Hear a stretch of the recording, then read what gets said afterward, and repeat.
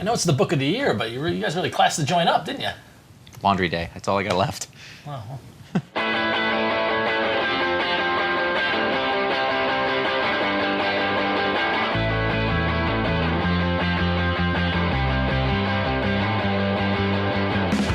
Welcome to a very special episode of iFanboy, the comic book discussion show from the website iFanboy.com. My name is Ron Richards, and I'm here with snazzy Josh Flanagan. Hi. And classy Connor Kilpatrick. Hello, everyone. It's Book of the Year time. Last year, we took a look at all of our books of the month, and what that is on iFanboy.com every month. One of us picks a trade paperback and dubs it the Book of the Month. Or OGN, or collective. Whatever. Not an issue. As long as it's not a single issue, we call that the Book of the Month. There's lots of different types here. We're going to talk about them in a second. But last year, we gathered all those together on the show. We listed them all. We went through their merits, because we liked them all, clearly. We broke it down. Each picked a finalist, and then out of those three, we picked the Book of the Month, Book of the Year. Yep. And that was Parker the Hunter. Parker the Hunter was our Book of the Year last year. Wasn't my pick. It was mine. Both of yours guys. He was G.I. Joe, and yours was... I went with Sirius Pala. I've been paying for that all year, let me tell you. So this year, we're doing the same thing. These are all of our books of the month here on the table. We're going to go through each one real briefly. Then we're going to each pick our favorite. And out of those, we're going to decide right here live We don't know which one the Book of the Year is. Yes. So, Ron, you kicked off January with your Book of the Month. So started off January 2010 with a little bit of a surprise. It was a surprise. No one saw it coming. No one saw it coming. I don't think you really read it. The January Book of the Book of the Month, Book of the Year, Book of the Month was The Unwritten, published by Vertigo, DC Comics, written by Mike Carey, drawn by Peter Gross. And the reason why this was a shocker was because I don't really like the whole Vertigo thing. I'm not a Vertigo guy. Which is a ridiculous notion we'd like to still say. Yeah, but no. I Probably got over that. Do we have to break the jacket out again? No. And even more so, I'm not a big literary, I don't read Harry Potter. I don't like books. I don't like reading. But I'm not a thinker. Mike Carey and Peter Gross have come up with something really original and really creative and really unlike anything I've read before. Basically, the rundown of the story is that there's a guy named Tommy whose father was a world famous author who wrote a series of books, very much like the Harry Potter series of books, about a character who was modeled after him. The character's name is Tommy. If it's listed, Tommy Taylor. Tommy Taylor. And it starts off with him appearing at a very much like a Comic-Con. Oh, it's totally a Comic-Con. Doing an autograph session, and then really the whole question around where's his father, where his father disappeared, how did he disappear, why did he disappear, and the world that his father built around this fiction and the fandom, and as well as the question of reality of There's a lot of magic involved. Yeah, exactly. Is there really, are the books real stories? At first, it seemed like a really simple sort of just comparison to Harry Potter, but it's much more than that. It's much more literature-based than it is that one book. And the thing is, it's very English major clever, but in a good way, not in an eye-roll way. Not in a bow tie kind of Is the way, Rudyard Kipling, Yes. the Rudyard Kipling issue? That's the last issue. One of the best fantastic. issues. That really put it over the top. Is that because in the first I think 4 or 5 issues, we get introduced to Tommy, we get introduced to what's going on and the whole the thriller aspect of it. Then there's a one-shot issue that goes back in time and is about Rudyard Kipling, and that's what got me. That was this is bigger than That's the flow of that series. The flow of the series is build, pow! Yeah. Build, pow! And so, The Unwritten Volume 1, January Book of the Month, very, very good. Strongly recommended. iFanboy's February Book of the Month was The Nam Volume 1. The Nam, depending on your accent. Where you're from. If you weren't in the shit, you don't know. This is a collection from an old Marvel comic series, Marvel Comics, and it's written by Doug Murray. Larry Hama was the editor. This is basically Larry Hama was the G.I. Joe guy. Right, but it was also Vietnam. Which wasn't real. Well, what this was a true life tale. Although the events are fictional, it's a true life tale of Vietnam. Experiences of Vietnam. Done within the confines of the 80s Comics Code Authority. Yeah. Which is amazing. Amazing. Doug Murray was a vet. Editor Larry Hama was a vet. Michael Golden does most of the art in this.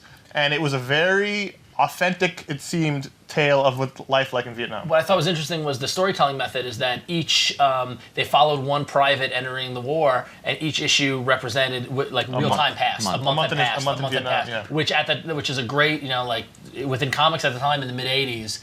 I wonder if it came out on time. I think it did. The amazing thing, first of all, it's fantastic. The Michael Golden art is wonderful. It's a little cartoony, but it's very realistic, and it really gives you that sense of just danger being in a jungle war. The writing seems authentic, as far as I know. I've never been in a jungle war myself, but they have to obviously make. Listen, until you've lied down face. There's no language. Out of the three of us, he's the one who comes home. No, yes. you would con your way into some cushy XO job, and you would never see any action. I'd be the guy in the freshly pressed. I come home with air conditioning. I'd come up with half a face. I'm gonna live, but I'm a big target. And no, but you would make it, but you'd be hardened. Yeah, I would be hardened. I'd be painting stripes on you. I'd be like, here's the officer. If you're at all interested in war comics, but also just human tales, this is not a political book. It's not about whether the war was good or not. We've totally gone off the rails on book 2. It's just about survival in the war. I'm just trying to. Yes, not even I said I would find a way for the Viet Cong to kill Ron. That's what I said. Are you gonna frag him? In my brain, I'm in front of a typewriter in an air-conditioned office. Yeah. You're not out there with the M16, which is a 70% failure rate. You don't know about that. The Man, Volume 1, great book. It's fantastic. Josh, what's the March book of the month? Aphrodisiac from Ad House by Jim Rugg and the mythical Brian Maruca. Yeah. I've heard on other podcasts, like they were like, "Is he real?" I'm like, yes, he's real. He is not. Him and Justin Gray. Yeah, they hang out. Yeah, this is an ode to 70s comics and blaxploitation comics to an extent. It is also a design masterpiece. From literally from the cover to the inside cover, the story starts here. And when you go through it, it seems like an anthology of sorts, like a collection of stories that are produced differently from a different time, and it tells the story of Aphrodisiac, who is a sort of a super. He is. Yeah. He's a super pimp. He actually is a pimp, and it's ridiculous and bawdy and funny and inappropriate and genius. It works on so many different levels is what it comes down to. And what's great, I mean, like you said, it's like a tribute to 70s comics. It's a love letter to 70s comics. Yep. So much to the point where like each issue starts and they do the little origin at the top, and the origin is different every time. Like bitten by a radioactive spider, Aphrodisiac, and it's just like don't do the voice. Sorry. And and it's just hysterical to see how they take the different tropes and and what you said is a design masterpiece. They age the pages and like the covers have like a kid wrote his name on it. To watch, and Rugg did all of this himself. Yep. From the penciling to the inking to the coloring to the production to the all the sort of post-production on it, and every bit is done in a slightly different style, and like some of it looks like this animated sort of like fuzzy TV video, and then just like the dot pitch stuff and the aged pages. Some of the pages have crayon drawings on them as if they'd been in a kid's stack for a really long time. On multiple levels. Yeah. Yep. Yeah. And unlike anything we've seen. Definitely. So. Very unique book. Yeah, very good. So come April, I decided to pick a book that had been out for a while, but I was loving and I wanted to highlight it. And it was the Rocketeer, The Complete Adventures. Yeah. It got beat, though. What? It got beat by the artist. Well, I was going to say, IDW, IDW got the rights and got all the original art to Dave Stevens' amazing 8 chapters, 8 issues, 2 different story arcs. And first they collected it in a very nice oversized hardcover. Mm-hmm. Then they came out with this version, which is the Complete Adventures. It's a little more then they came out with size. This. And then at San Diego, which we've talked about in raids about the artist's edition, which is the original art, that huge kind of thing. Anyways, which is it's still good. We highlighted on our holiday giving show. Yeah. But Dave Stevens was a underappreciated master in the '80s. This is an amazing indie comic that had it come out now in a much more creator owned friendly era, but it did get a movie man out of it, so he did succeed. It was a fun movie too. But but the thing is that so often we all know about the movie, we don't know how great the comic was. The comic was amazing, very pulpy, 1920s, 30s. Just like the movie, so it looks like they didn't change anything. They didn't give it a robot spider. Yeah. With this edition, it's fully colored. It's finished. Laura Martin recolored it. If it looks you want beautiful. the complete package, it's a complete. The Betty Page girl alone, it's worth it. So amazing chapter in comics history. Rocketeer, get it if you don't have it. Everyone should have this. So that was my April book of the month. Going back into the shit again. Wow, we've got a theme going on here. Dong Xoai. Oh no! I'm gonna have to turn down your requisition. I know you're like I'm like we need ammo out there, and you're like. You can't buy ammo because he's too busy. He's got carts of liquor and stuff. Chicken shit. It's chicken shit. Oh God. Dong Xoai, Vietnam, 1960. I know. I know my shit. I read a lot about war. Doesn't mean anything. Dong Xoai, Vietnam, 1965. He's going down first. Written and illustrated by Joe Kubert. The legendary Joe Kubert. Legendary. Okay. Whereas we talked about with Aphrodisiac being a sort of a paragon of production, this is the opposite. In that it's raw. It's raw. It's just pencils. There's no panels. There's no word balloons. It's just the dialogue and not even the dialogue, just the story being told in the narration, and then the pencils, the very rough, raw pencils. I love the raw pencils, and this is actually a true story. Yes, this is is a true the story of a single group of soldiers, and they got pinned down, and how they got out of it, and what happened. And it's really about one of those sort of you take soldiers, and you put them in a very untenable position, and sort of what they do under those circumstances. And it's really like it's a tribute to sort of the American soldier sort of experience. But just look at the cover. I mean, he doesn't need inks. No, Joe Kubert's one of the greats. He's and that, I forget how old, but 80, I think, 82, 83, and he's producing that piece of work. Wonderful work. He also had a story in the next month's book of the month, which is this was June's book of the month. Wednesday Comics from DC Comics. Don't hit me. I know. I held it up and I realized I can't. You can see my face now. Connor's already put it. He's like, "Can I make a tombstone out of this?" Now, if I took this to Vietnam, Charlie everywhere. This was the collection. It wasn't me. This was the collection of the Wednesday Comics series, which was the last summer's ambitious DC project, where they produced a weekly comic that was on newsprint. That long ago? Yeah. Yeah, and you remember when we were like, how are they going to collect this? They can't collect this. You better buy these because they won't collect it. Well, they did this humongous book, and what? First of all, the talent in this book is fantastic. Yeah. You've got Kubert did a story. You've got Amanda Connery, Jimmy Palmiotti. You've got Brian Azzarello, Dave Gibbons, Ryan Sook, Paul Pope. Adam Kubert did some. Kyle Baker, Walter Simonson. Yeah. I mean, these are Barry Hamo, Crudy. Allred, Kurt Busiek. I mean, you had just an immense amount of people that were talented in this book. But for me, it's the production, because the original series was on newsprint. Yep. The art didn't really pop. Yeah. But that was kind of the point. It was a little dull. That was the point of it. Mm-hmm. But here you've got amazing printing quality on this nice paper, and it's a beautiful book. So what they did was, whereas in the newspaper edition came out, it was each page had a different story. Yeah. This book, they collected all the stories together, so you can read the Adam Strange story in a row, the Batman story in a row, and it really is close to a translation of the newspaper experience as you can get with the book. I mean, and it doesn't beautiful fit anywhere. Beautiful packaging. I have to lay it on top of I keep it in a drawer. It's amazing. Because it fits there. So when July came around, I thought, that's Wednesday Comics, that's far too positive, that's far too... We need to get a little more a little more angry.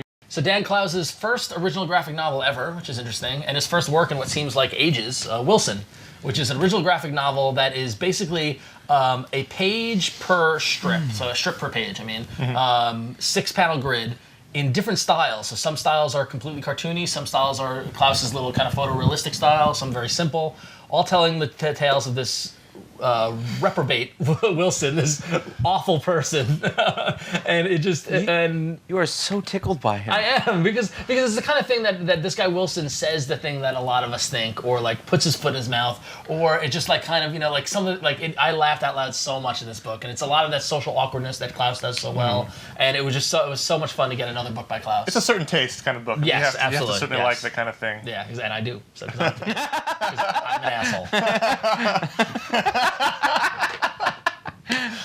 You want a chocolate bar? Yeah, I got no grenades left. Yeah. I don't know how to transition. August book of the month. August book of the month. Stuck Rubber Baby by Howard Cruse. There's nothing funny about this book. No, it's not. I don't want to. It's a story. It's not a true story, but there are a lot of similarities to the author's life. It takes place in the South. It's sort of the edge of segregation in the early 60s, and things are very, very tense in this small town. And the author, at the same time, the author cartoonist Howard Cruse, although that's not the same character in the book, but he says a lot of it's based on his life, so yes. You can only assume. It really feels very authentic. Yeah. Is a in-the-closet gay man. Now, if you imagine, 40 plus years ago, 50 years ago, that's a much harder thing, especially in the segregated South. But there's it's a story of this whole underground culture that was going on where blacks and gays were like intermingling and having fun together, and they would go to dances together. Because they had to hide. But it's not in common. But then even within that culture, there was still schisms between gays and blacks. Yes. And then... But it's a horribly emotional book. It's a horribly emotional book. It's very well done. It's very dense. Sometimes you hear the word graphic novel and you lose the sense of the novel. Yeah. This is really a novel-like reading experience. You sort of keep going through it, and you want to know what's going to happen next. And honestly, to my experience in this world, it's completely foreign. It's completely alien. It may as well be a different country in a different era, because it kind of was. And I was really taken by this. It's incredibly emotional, and the cartooning itself is wonderful. Each page is stacked with content, sort of, and it's a lot of pointillism. Is that what you mean? The little dots. Yep. Points. Pointillism. Yeah.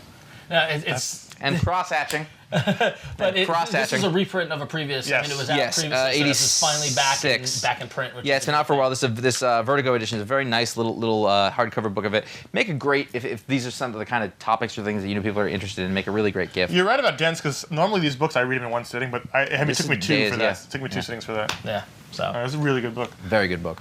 September's book of the month, Locke and Key, Volume 3, The Crown of Shadows. And Locke and Key is a book that when you ask people what are the best comics being published, Locke and Key is almost always on that list. Yeah. And we don't talk about it a lot on our audio show because I read it in hardcovers and I don't think you guys read it at all. But every time I read the first hardcover. Every time I get the hardcover, I really enjoy it. It's a fantastic. It's a great package. It's a great package. First of all these IDW books that we've talked about, they do a really good job. All of them have the ribbon. The It's all about the ribbon. But the packaging is nice. Stop a bullet sturdy. with that. Stick it into your... So is this Sorry, you need body armor? What volume is this? This is Volume 3, Okay. Crown of Shadows. And it is written by Joe Hill, who is Stephen King's son, which I feel bad for constantly mentioning it, but context. It's interesting. Context. And it is... Gabriel Rodriguez is the artist, and he deserves a lot of credit because this is a family book. It's about the Locke family and... Not for the family. Right, no. It's a book about a family, and they all look like a family. They all look vaguely related, but they're different people. There's a son, and there's a daughter, and there's a little kid, and there's a mother, and they all look like they're family members, but they don't look the same, which is really something when you think about it isn't always the case in comics. I mean, one kid's got a bigger face, but he's got the still features as the little kid, and the father who dies. Really thought into the fact that they're related. And so, it's a horror book, but it's not overly horrible. This one has a lot more supernatural elements than the previous episode, too. It's more about this horrible thing that happened in Volume 1 to this family that got into, and they've been dealing with it for the last 2 volumes, and they live in a house full of ghosts and demons who want these keys that are all over the house that open doors and do things. They should find all those keys and then put them somewhere else. In this volume, there's a lot of key hunting. One key, you turn it in the lock, you open the door, and you walk through the door, you turn into a ghost. If you get all of the keys, can you make the broadcast energy transmitter? Ooh. Maybe that's Volume 4. I didn't expect a BET reference. No. Maybe more in the nom than this one. Anytime. Anyway, what does the key in this one do? This key, Just get to the point. The shadow. There's a bunch of shadow monsters that come. Can you? The real question is, can you read this without having read the previous 2 volumes? You can, but I wouldn't, because this is all about the character arc. They all change and grow from and there's a fantastic single issue in here where it's not really related. Where the daughter goes with a bunch of her friends in high school and the local spelunking hole, whatever they get trapped under the water, and they get trapped. They fall down. They all get trapped in the water, and they have to get out somehow. At the time, I got stuck in the local spelunking hole. He was with the Hardy Boys. Connor was deep in Queens at the spelunking hole. So the October book of the month was also published by IDW, and that was Darwyn Cooke's second volume of Richard Stark's Parker adaptations. This one titled The Outfit. It kind of doesn't matter what came out that month. Now, keeping in mind that last year's book of the year was Parker the Hunter, the first volume, this was better than the first volume as far as I'm concerned. This was I finished this and I got mad that it was over.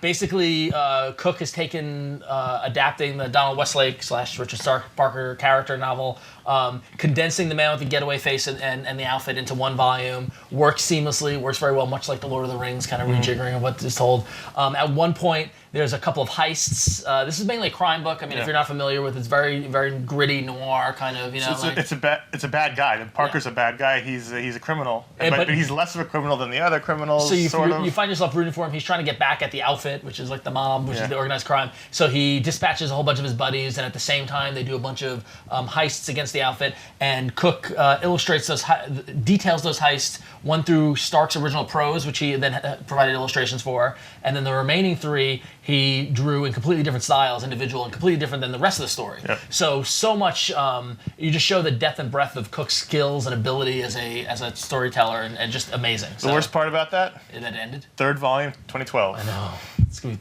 My fucking world's gonna end then too. I know, exactly. But so the outfit, it was amazing. You didn't take the Mayan calendar into account. You'll be like, oh, it's out tomorrow. It's in the sky. It's kind of dark. It's getting darker. So November, Return of the Dapper Men. Now, I don't know how they returned if we never met them before, but still. Archaea? Archaea Press by Jim McCann, who is an insane crazy person, and Janet K. Lee, the artist, who is also an insane crazy person, but not in the same sense. But this artwork, clearly... Insane. Some insanity to it. Like nothing you've ever seen. Like nothing that you've ever seen, indeed. This book is a modern fairy tale. That's completely what it is. It's an all-ages book. There's something here, I think, for youngish kids. Kids and adults alike. Yes, but there's also stuff for adults. And you know, like you read it and it opens up and tells you about the magical land of Anarev, where there are only humans who live underground and they're all kids, and then robots who live above ground. But time has stopped. The clock has ticked, but it has not talked for a very long time. And then at one point you look up in the air and 314 Dapper Men, who are these little well-designed bowler hats wearing guys. Yeah, they have the double-breasted striped suit, the green bowler hat. Dapper Man. And the two-tone shoes, and they go about fixing the world and getting things moving again. And it's sort of a parable for, you know, you have to move on. Things have to change and grow, but it's more than that. That's a tough sell in the comic industry. Yeah. It's just amazing. It really is a wonderful piece, and it's one of those things that I read it, I immediately was like, that's going to be a movie. Yeah. There's, you know, some sort of animated, or like I see it as like a claymation movie. You hear the Danny Elfman soundtrack. Yep, I really can. Yeah. And then finally, like, the art is unlike anything, and when I look at the art, the thing that, you know, as a person who reads a lot of comic books, it's all real. Meaning, like, this was all painted on blocks of wood, but also, like, it's not digital. Like, she painted it. She actually painted it. I know that doesn't seem like a big deal, but there is, and it shows. The artistry is just amazing. And there's a whole in the back of the book, there's all about her process. She draws on paper, then cuts it out and lacquers it to the wood, and then paints it. It's amazing. It really is a wonderful piece. Good for kids. It's one of those graphic novels that I think is going to be around for a while. Yeah. I was very, very pleased when I read it. I was very happy. Yeah. So definitely worth checking out. Good for November. The final book of the month for December out of iFanboy was All-Star Superman, the Absolute Edition. Now, I think Volume 2... All-Star Superman. All-Star Superman. Yeah. Volume 2, I think, was your book of the month last year, or Volume 1. Hardcover, yeah. The hardcover. But this is the complete collection Which series. they told us they weren't going to make. Right. A fan, actually, Mike Romo of iFanboy staff was told by a high-level exec at DC to he's got 2 hardcovers, just paste them together. And have an Absolute Edition. Nice. This is the complete saga. Grant Morrison wrote it. Frank Quitely did the art, and Frank Quitely did all of it. Yes.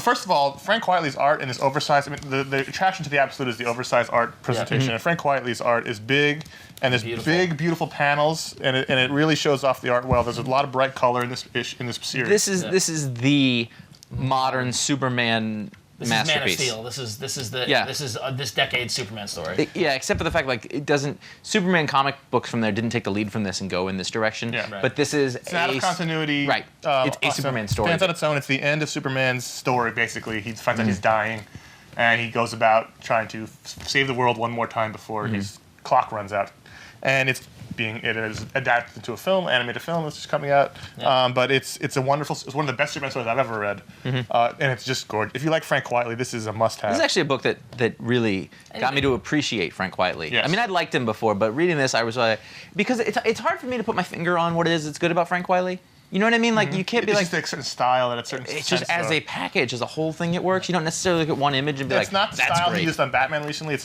a cleaner style. Yeah, Batman was sketchier and a lot more lines. This is just because it's covered in dust. This is not the time to clean it. I can't Maybe stop. we should have done it before the show. It's a big, beautiful book, and the story's great, but this is really an art presentation. Oh, look at that. This is Superman. It's inlaid. Yeah. That's cool. Yeah, it's a great presentation. It's a beautiful presentation. It's great. All right, cool. So that was the year in Book of the Months. So he said, just throw it. Now's the time where I respect your books. All right. Now's the time where we go and pick our candidates for Book of the Year. So Josh, we each reviewed 4 books this year. Yep. So 12 in total. Okay, they're all great books. I think we made that clear. We wouldn't pick them if we didn't love them. But if I'm going to pick a thing that impressed me the most, that made me say, this is the best example of what comics gave us this year, I'm going to go with Aphrodisiac by Jim Rugg and Brian Maruca. I just had never seen anything like it. It gave me so much joy. Right. Am I going through the whole thing now, or are we doing the short? Well, it's short. Okay. For me, when you talk about the book of the year that really embraces comics and the love of comics, everything that's great about comics, it has to be the Wednesday Comics collection. The Mammoth Wednesday Comics. Not just about the size, but it's all. I think it's about the size. It's all. I'm a size queen. It's all about the joy of comic books. I mean, really, it's what it is. It's standalone stories about iconic characters told by super talented artists and writers. And it's just all about. I mean, you could see the love on every page of this presentation. For me, it's got to be the book of the year. All right, for my book of the year, I'm going for the back-to-back with Darwyn Cooke, The outfit. Well, if it was better than the last one, I don't see how this show's probably over. Exactly.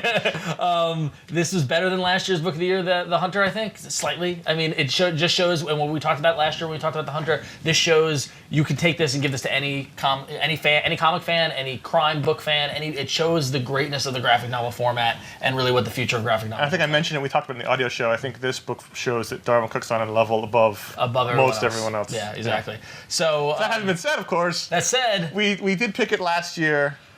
So more of the same. While it's a better version of the same, it is. They know about it already out there. Exactly. In TV land. It's not really groundbreaking in that regard. Yeah. I love it. It's my Book of the Year. If we had to whittle down, it's your finalist. It's my finalist, but I could understand because it won last year that it doesn't get it. You know. That leaves these two. Now, if you're going just purely by size, on the swing vote. Because you picked this one, you picked that one. Well, yeah, okay. So well, you be the swing vote. If you're going purely by size... I honestly, as much as I love Wednesday Comics, and as much as I loved Paul Pope and all the other stuff, there wasn't enough. There's some creators and stories that just didn't work, like the Teen Titans one, Wonder Woman. True. It wasn't 100% home run. So Wednesday Comics was great, and it was an immense achievement for everyone involved in it. But Aphrodisiac was like nothing I've ever read in my life. And sucker! I'm gonna frag him now too. Aphrodisiac possibly was the most unexpected, creative, absolutely unexpected. Love letter, and admittedly, it's not like, unfortunately, our accessibility. Like, I don't know if you can hand this to anybody and have them read it and get it, but for comic fans, this is a home. This may be the thing I enjoyed reading more than anything. I laughed. Constantly throughout this thing, and I want you to understand this. At first, when you read the dumb sex, not metaphor, but sex puns, it's dumb. Yeah. And then you read the second one, and it's really dumb. And then the third one, you go, and then by the fourth and fifth time, it's hilarious. Well, I remember you sent me a scan from the book of one of the covers where he's lighting the cigarette at his crotch level, and the girl's got underneath. And I went, oh my! Well, I mean, the thing is that Josh is right. It's a short. I mean, it's a small book. It's not very long, but the repetition of jokes and the just first time, second time, third time hysterical rule is fantastic. Fourth to 20th time, funnier every time. And then also just things like he's in a wrestling match and his tag team partner is Richard Nixon, and like he's got to go through a series of trials and fighting God, and he plays God in tennis with the headband, and like, I mean, it just sums up. It's like, I'm not a big blaxploitation fan, but it's a love letter to comics in the 70s, and just like there's a joke for everybody. And then also so there's that, which is the writing and the humor, which is all really well balanced and beautiful. And then the other side of it is, art-wise is ridiculous. I mean, Jim Rugg. This is a guy. I want you to understand. This came out from Madhouse Books. That means, to those of you who don't know how comics economy, it means no one's going to read it. Yeah. And I don't mean that to downplay, but that means that within a few thousand people, the most are going to see it. A steeper hill. He put everything into this book, and clearly it was out of a desire to do a really good job. And so for me, like, I just want to be like, you won. You did everything right in this, and I want as many people to check it out as possible. Exactly. And it's $14.95, $15, hardcover. It's beautiful. Order it, get it, go to Amazon, buy it. Trust us, you will thank us. I defy anybody not to enjoy this. It is by far the biggest pleasant surprise in comics of this last year.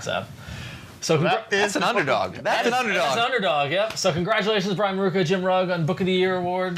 Just pat yourselves on the back. There's no actual award. So, sorry. But go to iFanboy.com where you can read the Book of the Month reviews that we write up every month, as well as the Pick of the Week review that we do every week, and all the other great articles and writing that we've got there. It's all at iFanboy.com. And we're member supported, and you can find out on how to become a member and sign up and win great stuff. We do great giveaways, things like that. Go to iFanboy.com/store. If you want to hear more in-depth discussion about these books, our weekly audio show every month. We talk about these books on our show for 10-15 minutes each. So if you want to hear more, check out our weekly audio show. We talk about the weekly issues plus these books of the month. I almost say books of the year every time. It's all at iFanboy.com. Email is contact@ifanboy.com. If you like these books, disagree, whichever, you want to write in, we're here to listen.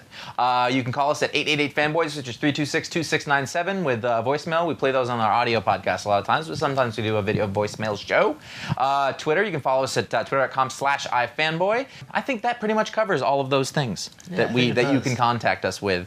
I hope people check this out because they've said they've got so much more material. They can take this through the 80s and 90s. Alan Diesler, a frail, humble janitor in Hardwood Elementary, awoke to his true calling the day jerk aliens invaded his turf. While trying to protect the student body, Diesler used the only weapon at his disposal, an old beat-up cane, the magical pimp stick, Mac Jolner. Slamming it down on the ground for emphasis, magically transformed into the meek crippled janitor into the legendary Aphrodisiac. That's just one origin. There's many different origins. And you read it and you go, oh, they're not going to... Well, they did say that. Alan Diesler, while attending a lab demonstration on the safe handling of nuclear waste, janitor Alan Diesler was bitten by a common cigarette pimp that had been infected with atomic radiation, a freak occurrence endowed Diesler with as a teenager at the time with the proportionate speed and strength of a spider. Aphrodisiac, it's amazing. So, congratulations.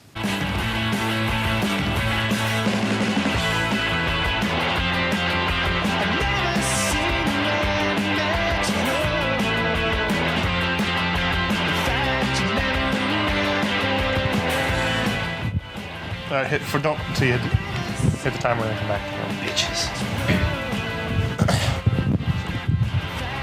So is this what Ellen's wearing these days, or she all with the bow ties, or is that what you're taking furious notes? Like you have? Is that why you bought the antenna so you can continue to find out what to wear? Wow, he's the seething in the face. You got an HD antenna? Don't you feel like you're stealing? No, It's like every time it pops an HD, I'm like, this. It looks better than cable did. It does.